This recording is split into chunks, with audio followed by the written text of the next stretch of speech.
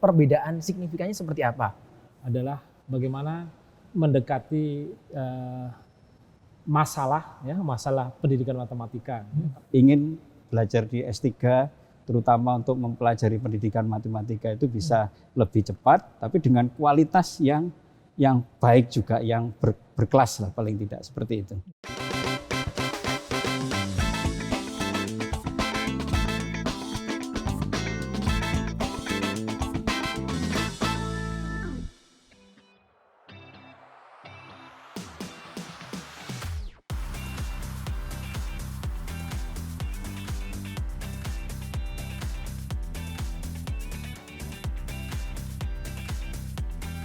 Kece Radio, your easy listening station. Halo Kece People, apa kabar? Pastinya dalam keadaan sehat ya.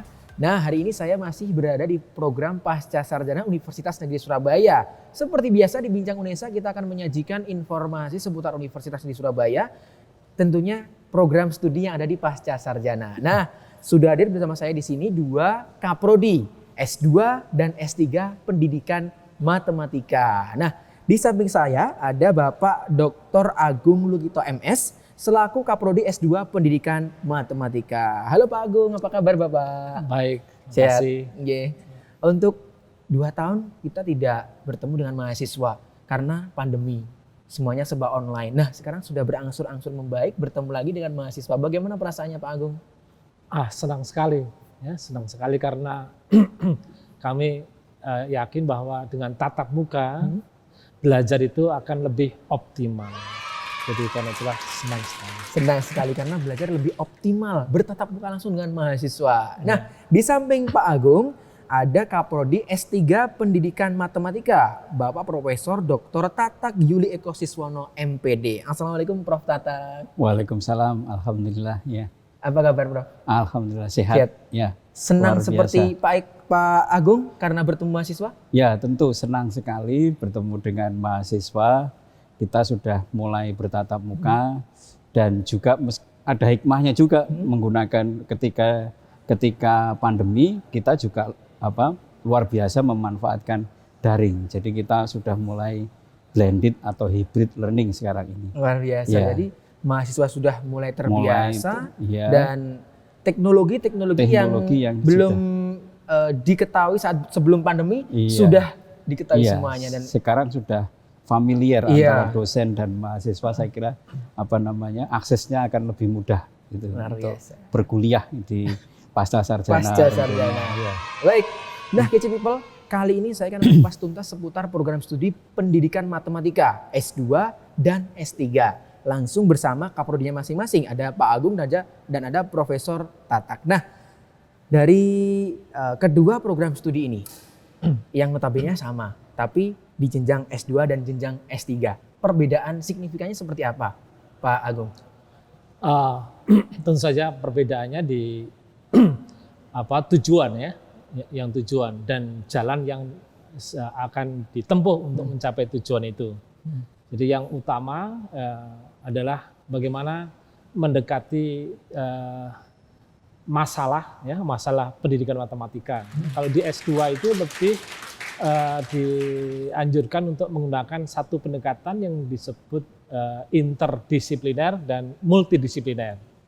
Nah, tidak sampai yang seperti di S3 ya, di S3. Jadi cukuplah akan bisa terlatih menjadi peneliti yang mungkin hanya akan menghasilkan sudut pandang baru, tetapi mungkin belum bisa nyumbang ya secara baik ke teorinya ya, ke teori pendidikan matematika. Untuk SKS yang ditempuh di prodi S2? Di S2 Pendidikan Matematika ditawarkan minimal 46 SKS ya. Minimal? Ya, yang terbagi dalam 4 semester. Tentu saja di semester akhir hanya ada paling banyak 8 SKS, 6 diantaranya adalah tesis. Di semester 4 terakhir ya. Ya. Jadi yang 3 semester pertama itu kira-kira 12-an lah ya, 12 sampai maksimal 15 gitu. Jadi memang sudah dirancang mahasiswa 4 semester itu lulus, atau sebelum 4 semester bisa lulus, Pak Agung? maunya bisa sampai 3 semester. 3 semester. Ya, 3 semester bisa selesai. Tentu harus kerja ekstra keras ya.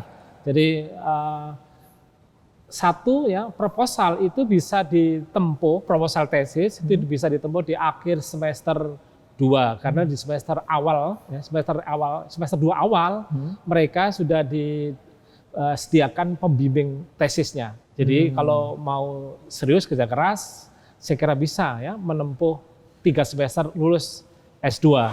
Jadi semester 2 sudah ujian proposal, kemudian semester 3 sudah bisa melakukan penelitian dan sekaligus menulis tesisnya itu. Saya kira bisa. Jadi ya. semester 2 sudah dibagi untuk pembimbing tesisnya, Ya, Pak Agung. jadi awal semester 2 sudah dibagi pembimbing untuk setiap mahasiswa itu. Luar biasa. Nah, Gitu. untuk S2. Nah, Ya. untuk S3 seperti apa, Prof? Gambarannya. Iya, jadi kalau S3 doktoral itu sifatnya sudah menghasilkan temuan. Jadi tidak mengembangkan teori kemudian ini, tapi lebih menekankan pada menemukan, mengkonstruksi suatu teori dalam pendidikan matematika. Ya. Dan pendekatannya kalau tadi di S2 itu multidisipliner, kemudian interdisipliner gitu ya. Di S3 sudah mulai atau harus transdisipliner. Jadi kita pendekatannya itu adalah pendekatan menyeluruh dari berbagai bidang. Jadi pendidikan matematik itu tidak hanya satu hal gitu ya, dari satu aspek pendidikan matematika tidak, tapi ada aspek-aspek yang lain. Misalkan teori konsep-konsep yang lain, misalkan dalam sosiologi, dalam bahasa, kemudian dalam psikologi gitu. Itu digunakan untuk menyelesaikan suatu masalah-masalah di matematika, pendidikan matematika. Itu seperti itu di S3. Untuk SKS yang ditempuh berapa SKS, Prof? SKS-nya minimal 48 SKS, itu terbagi kalau mata kuliahnya itu 3 kelompok besar. Jadi konsep tentang pendidikan matematika, kemudian yang kedua itu adalah matematikanya, karena core kita adalah tetap matematika. Jadi ada bagian matematikanya, kemudian yang satunya riset, terakhir itu riset. Kemudian kalau ini di SKS-nya dari 48 itu kalau dikomposisikan itu yang 40%-nya ya sekitar 22 SKS itu mata kuliah yang sifatnya pengetahuan. Tapi yang 60% itu sudah ke riset, 60% itu. Terus dari mata kuliah yang biasa memberikan pengetahuan itu, tapi lebih banyak menekankan pada mandiri. Jadi mahasiswa itu dengan diberikan satu kasus-kasus, tugas-tugas, project based learning dan sebagainya, itu mahasiswa mulai dari awal itu mulai melakukan riset-riset. Jadi menyiapkan riset sampai melakukan riset. Kita programnya 6 semester, Mas. 6 semester ya. Di S3 itu 6 semester. Semester 5 itu sudah disertasi. Semester 6 itu publikasi. Jadi kemudian sama dengan di S2 kita di semester akhir semester 1 gitu, di awal semester itu sudah mendapatkan pembimbing nantinya, menentukan pembimbingnya, sehingga semester 2 itu sudah mulai konsultasi persiapan untuk penelitiannya. Ya. Sampai dia disertasinya diharapkan sudah diprogram di kurikulum gitu itu pada semester 5. Jadi harapannya dia kurang dari semester 6 itu sudah menyelesaikan. Jadi secara kurikulum teoretikal gitu didesain, kita mendesainnya supaya mahasiswa itu lebih cepat selesai. Itu yang diharapkan. Kita ingin mengubah paradigma kalau belajar di S3 itu harus lama 4 tahun atau 5 tahun gitu ya. Tapi kita sudah ingin belajar di S3 terutama untuk mempelajari pendidikan matematika itu bisa lebih cepat, tapi dengan kualitas yang baik juga, yang berkelas lah paling tidak, seperti itu. Berarti sebelum masuk atau ketika mendaftar di prodi S2 maupun S3, calon mahasiswa ini sudah harus punya rancangan ya Pak? Kalau S2 rancangan tesis, kalau S3 rancangan disertasi, atau apakah seperti itu? Ya, betul. Untuk S2 seperti itu. Jadi salah satu syarat adalah mengirimkan atau melampirkan semacam ide awal untuk penelitian tesisnya. Ya meskipun di dalam pelaksanaan masih akan mungkin berubah. Ya, tetapi paling tidak kita meyakini bahwa mereka para calon mahasiswa itu sudah ada gambaran lah rancangan ya bagaimana nanti dia akan menyelesaikan studinya. Jadi salah satu syaratnya rancangan tesis di program S3? Iya sama. Jadi kita juga di mahasiswa itu syarat untuk masuk studi di S3 pendidikan matematika ada syarat yang memang umum gitu ya, background dasarnya S2 pendidikan matematika atau matematika atau yang dekat dengan keilmuan matematika itu misalkan statistik dan lain sebagainya. Kemudian syarat yang utama lagi yaitu ide. Jadi dia masih ide tapi belum fix sekali karena nanti idenya itu akan dimatangkan ketika dia kuliah di semester awal, itu akan dimatangkan melalui mata kuliah yang disediakan karena sudah mengarah kepada risetnya.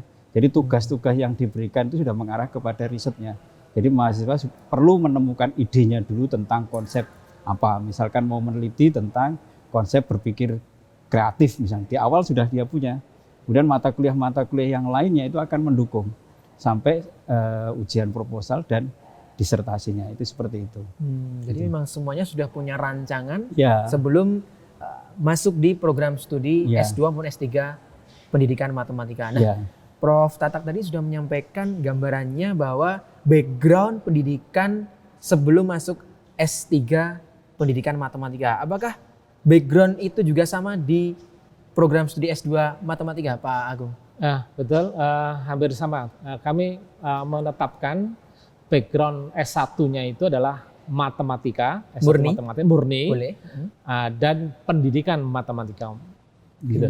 Jadi seperti itu. Jadi yang bisa masuk di S2 pendidikan matematika alumni dari dua prodi itu ya? Betul. Pak? Matematika murni dan S1 pendidikan matematika. Ya. Jadi memang sudah terfokus matematika begitu. Ya, betul. Ya. Kemudian untuk prosentase mahasiswa. Jadi untuk S2 mungkin banyak yang masih fresh graduate dari FMIPA UNESA atau dari kampus lain melanjutkan studi S2 di pendidikan matematika. Kalau S3 rata-rata sudah berkarir terlebih dahulu, baru menapaki jenjang pendidikan S3. Nah, faktanya seperti apa Pak Agung? Sudah lebih dari 1 dekade lah. Itu trennya itu adalah lebih banyak fresh graduate yang baru lulus dari S1, jadi masih belum berkarir.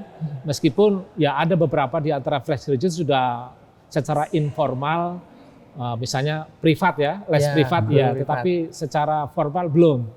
Itu lebih dari 60% masih baru kami yang di S2 pendidikan matematika itu fresh graduate. Sisanya tidak lebih dari 40%. Biasanya guru-guru yang kebanyakan guru-guru yang dekat-dekat dengan Surabaya. Karena pekerjaannya itu maka kebanyakan dari sekitar Surabaya. Tetapi yang fresh graduate bisa dari luar pulau juga banyak. Jadi baru lulus langsung daftar S2 pendidikan matematika. Betul. Luar biasa. Untuk yang guru-guru ingin meningkatkan kompetensi juga bisa masuk di S2 pendidikan matematika.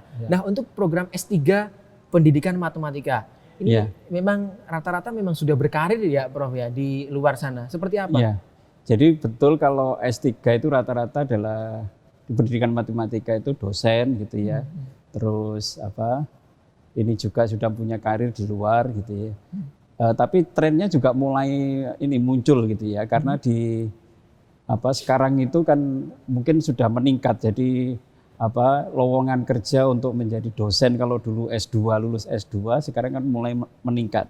Jadi ke S3. Jadi kalau ingin berkarir di S3 menjadi dosen atau menjadi akademisi atau riset itu biasanya harus menempuh S3. Ini mulai sekarang. Jadi banyak mungkin 10%-an dari yang sudah masuk di S3 itu adalah yang fresh graduate. Jadi langsung melanjutkan. Jadi lulus S2 langsung ke S3 gitu. Jadi dia belum punya ya karir yang formal itu, masih mencari gitu ya, masih mencari, tapi sudah mulai trendingnya itu. Kalau di S2 kan beda lagi, sudah ya memang fresh graduate-nya banyak gitu ya. Jadi kalau di sini sudah mulai juga yang guru juga ada beberapa gitu ya. Terus kemudian juga yang kebanyakan yang sudah menjadi dosen itu juga relatif lebih banyak gitu. Jadi kebalikannya begitu ya. Iya, Kalau yang S2 fresh graduate-nya gitu. banyak, kalau yang S3 memang sudah berkarir, baru melanjutkan studi, meningkatkan kompetensi di S3 pendidikan matematika. Iya, tapi kelihatannya trennya ini mulai yang fresh graduate ini mulai menanjak ini, mulai kemarin sudah ada yang S2, lulus S2 itu kan langsung saja nanti S3. Langsung ya S3. Pak, langsung S3 gitu. Luar biasa. Nah, untuk sarana prasarana, selain gedung yang sudah sangat representatif di kampus Lidah Wetan, sarana prasarana penunjang perkuliahan di S2 maupun S3 pendidikan matematika ini seperti apa, Pak Agung? Sejauh yang ada sekarang sudah cukup ya, tidak perlu fasilitas lain. Jadi gedung ini sudah cukup, sementara cukup ya, karena ya mungkin nggak tahu trennya dulu sekali S2 pendidikan matematik itu bisa menerima lebih dari ya 2 kelas, tapi akhir-akhir ini 2 kelas gitu ya, rata-rata 2 kelas. Jadi kalau untuk 2 kelas yang dalam 3 atau 4 tahun terakhir ini itu sudah cukup. Gedung ini sudah cukup untuk memfasilitasi kegiatan perkuliahan S2 pendidikan matematika. Iya. Jadi rata-rata untuk fasilitas gedung, ruang kelas yang nyaman itu sama ya. Sudah. Baik di S2 maupun S3 pendidikan matematika. Iya, ini kayak wifi, terus yang sekarang kan kebutuhan teknologi itu kan makin banyak. Jadi kita sudah supportnya sudah kuat, cukup gitulah untuk misalkan belajar di luar itu juga kita memungkinkan, tidak hanya di gedung ini, di luar sekitar UNESA ini kan banyak spot-spot yang bagus untuk studi, untuk belajar banyak. Saya kira kalau fasilitas sudah cukup luar biasa lah untuk di kita itu. Baik, luar biasa. Jadi untuk gedungnya sendiri sudah ikonik di kampus Lidah Wetan, di sebelah selatannya gedung rektorat. Nah, gedung putih pasca sarjana. Nah, itu untuk berkuliahnya di sini ya GC People. Terkait MBKM yang pastinya sudah diselenggarakan di program S1. Nah, apakah di S2 ini juga ada kurikulum atau program serupa, Pak Agung? MBKM? Yang di S2 kami punya 1 mata kuliah wajib yang kami sebut internship ya. Jadi semacam magang atau praktek. Sebagian magang di penelitian dan yang praktek mengajar di sekolah. Di sekolah. Saya kira ini salah satu wujud atau realisasi dari MBKM itu. MBKM. Ya, jadi mereka akan berinteraksi langsung dengan masyarakat praktek di luar kuliah. Jadi mereka betul-betul berinteraksi dengan kebutuhan di lapangan, di sekolah atau di penelitian dalam bentuk magang. Jadi beberapa dosen kami menerima mahasiswa kami untuk magang penelitian. Jadi mereka dilatih untuk bagaimana melakukan penelitian yang lebih bagus gitu. Di semester berapa Pak Agung? Itu di semester 3. Di semester 3? 3, ya semester 3. Jadi program internship-nya itu di semester 3? Ya. Gitu. Kalau di S3? Seperti apa Pak? S3 ini kan sudah istilahnya sudah mengarah pada keahlian tertentu. Dan dia sudah memang akan punya menjadi karir dosen, gitu punya karir gitu ya. Jadi untuk MBKM mungkin tidak semakna seperti di sarjana di S1 gitu. Jadi kalau di sini di perkuliahannya, jadi kita sudah perkuliahan itu bersama. Jadi ada perkumpulan pasca sarjana Indonesia, itu kita punya link dengan beberapa universitas yang memiliki S3 di Indonesia gitu. Itu bekerja sama. Kalau misalkan mata kuliah bersama tertentu itu bisa di program yang lainnya. Jadi tidak hanya di satu misalkan satu universitas, tidak. Jadi kami sudah bekerja sama mengatur itu, termasuk juga dengan aktivitas-aktivitas yang mendukung. Jadi semacam seminar bersama gitu. Terus kemudian aktivitas-aktivitas lomba untuk pengembangan pendidikan matematik itu bersama gitu. Jadi tidak, kalau mata kuliahnya ya mata kuliah penelitian itu. Jadi sifatnya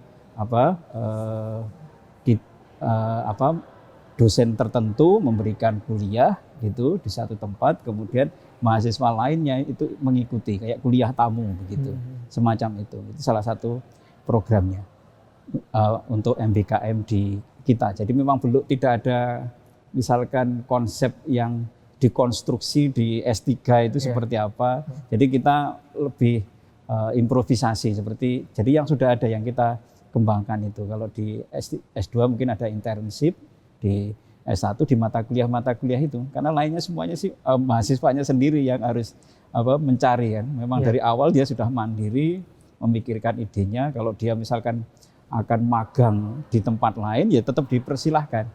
Ya. Dan kalau S3 itu kan nanti nilainya bagaimana? Ya tidak semacam itu, tapi kesuksesan untuk dia menyelesaikan risetnya itu, disertasinya itu. Jadi penghargaannya ya di risetnya itu nanti bagaimana. Itu. Jadi yang dilakukan seperti itu. Jadi mungkin saja mahasiswa akan mungkin bekerja atau istilahnya ya bekerja untuk risetnya itu di tempat lain. Kita memberikan izin itu. Dia mau misalkan ada kayak yang dulu pernah dilakukan sudah di S3. Misalkan ada yang ngambil studi setelah ini apa istilahnya Pak Agus? Yang short course gitu ya, di sandwich di Australia, kemudian ada yang ke Jepang gitu, ke Belanda juga ada gitu, ya semacam itu tidak nilainya bagaimana? Ya nilai dari disertasi yang dia buat itu. Jadi tidak ada nilai mata kuliah itu, tidak seperti itu.